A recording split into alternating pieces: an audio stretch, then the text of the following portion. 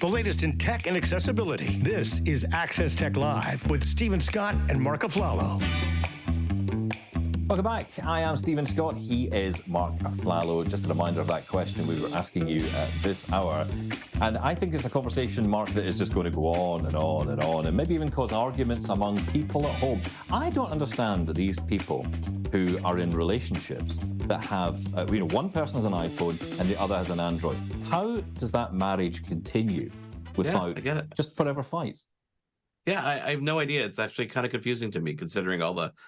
listen, both platforms have their ups and downs, but both have these great family sharing features, right? So you can share apps and content and calendars. And so how do you coexist? I mean, I think there should be some kind of marriage license where you choose when you get married if you're iPhone or Android, and the officiant just says, sorry, this is just not going to work out. We can't proceed with the ceremony accordingly.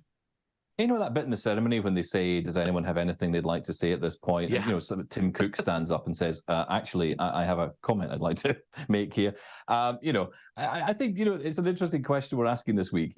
iPhone or Android, and why? And the key bit is why, right? Why would you choose one over the other? I know why I do. It's all about accessibility for me.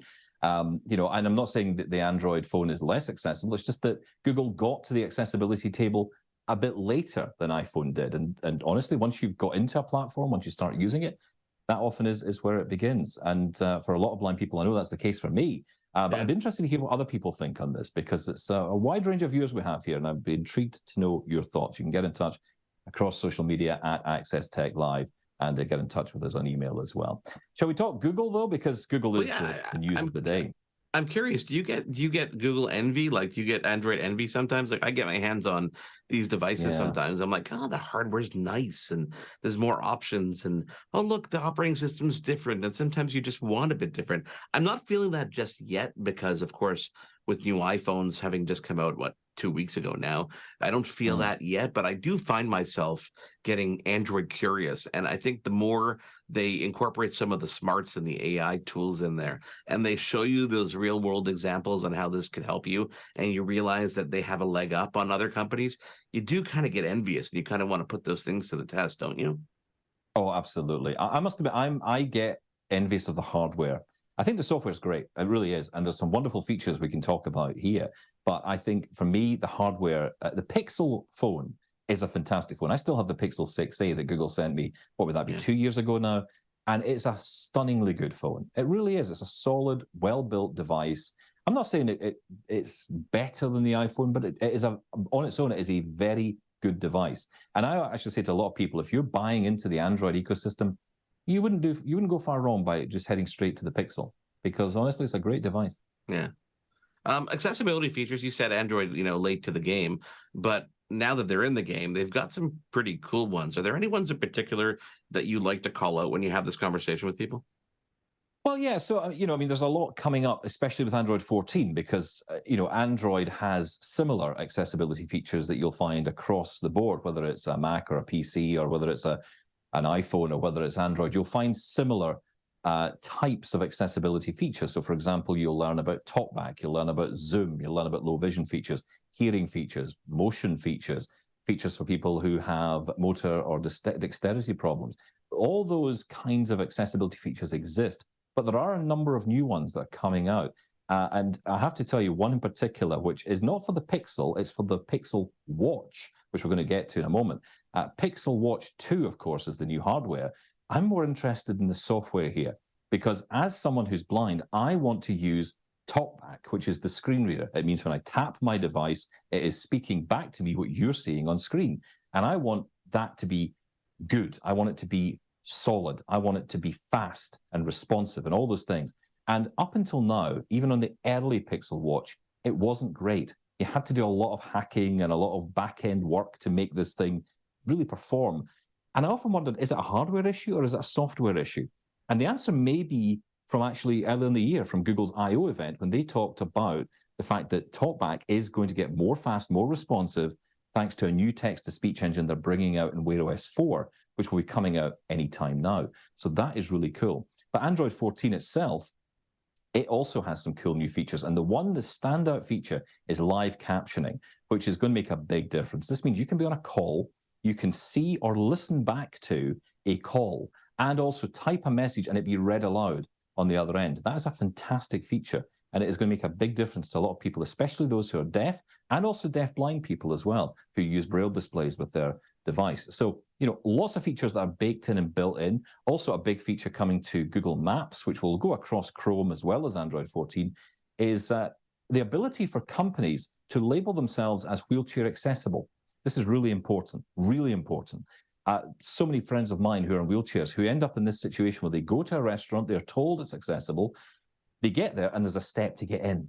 That's not accessible, right? That's just not what that is. But if you are an accessible restaurant or cafe or shop or whatever, you can label yourself that way and that will now show up as a search option in Google Maps. I think that's a fantastic feature. It's a small thing, but it's a big deal.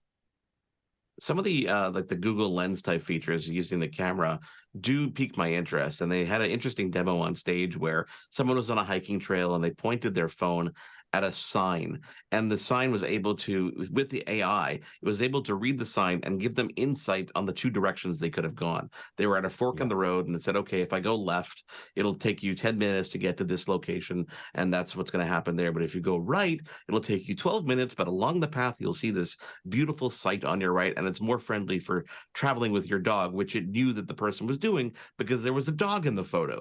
This kind of contextual AI really piques my interest and it really gets me excited, because the fact that it can be aware of not only the surroundings that are there, but your particular situations. I could think about the accessibility perspective on this as well, where it can take into account whether you're using a mobility aid, whether you're in a wheelchair. All these kind of things are super interesting to me. And the other one that piqued my interest as well was live translation. And they demonstrated this on a Pixel Fold, which is that folding device that's not available in Canada right now. But the cool feature about it was that they were holding up a phone, and since there's a front-facing screen and of course the inside screen, the user was able to see and read one language while the person on the other side of the phone could read things in their native language. So it helped break down the communication barrier a bit differently. And that's not really doing anything new more than just taking live translate to a whole new level and taking advantage of the hardware. But I can see the useful applications like those. Well, you think about the countries that you would love to visit. I mean, Japan sounds like an incredible country to go visit. But I immediately think about language barriers. I think about signs that I can't read. Now, I can't read them anyway, but the technology can see the sign. It can translate it into English. I can have a conversation in that way.